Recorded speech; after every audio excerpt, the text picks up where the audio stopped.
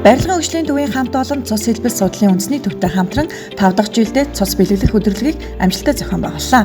Өдөрлөг тус төвийн удирдлагууд болон бүх албан хаагчид оролцож сайн дураараа цусаа хадгалсан юм а. Нэг хүн 400 г цус өгснөөр одоо 3 хүний амь насыг эрсдгээс хамгаалдаг гэдэг ийм байдгийн байна. За ингээд манай барилгын хөгжлийн төвийн нийт хамт олон бас идэвхтэй оролцож байна.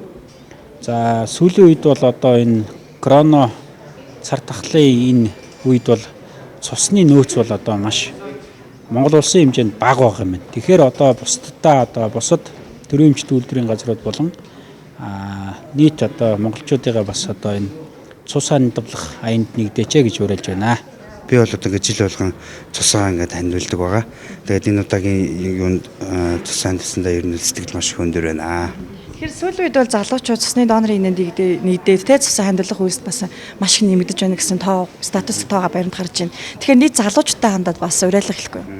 За ерөнхийдөө ингээд өвчтэй зовлонтой байгаа бүх хүмүүсүүдтэй одоо эрүүл сайхан залуучууд бид нэр ингээд цусаа байнга бэлгэлж одоо хандивт байнга ингээд нэгдэж оролцдог байцгаая тэ тэгж хэлмээр байна.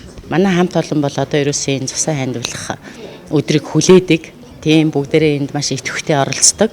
Ингээд бүр уламжлуулаад явцсан болохоор тийм энэ арга хэмжээ бол жил болгон ингэж тууштай сайхан үлгэрлэм дуурайлахын арга хэмжээ болж өнгөрдгөө. Монгол улсын хэмжээнд өдөрт 100 орчим донор цусаа өгч байж эмнэлгүүдийн 50 үеийн хэрэгцээг хангана гэж тооцоолдог. Дэлхийн эрүүл мэндийн байгууллагаас хүн амын 3% нь байнгын донор байхад тухайн улс орон өөрийн орны цусны хэрэгцээг хангаж чадна гэх судалгаа байдаг. Тэгвэл цусаа хандвалж олон хүний амь аврах үйлсэд барилгын хөгжлийн төвийн хамт олон 2017 оноос өөрсдийн санал санаачлагаар цус хандвалах аянд нэгдэж Монгол улсынхаа цусны нөөцийг тасалдуулахгүй байхад хувь нэмрээ оруулсаар байгаа юм байна.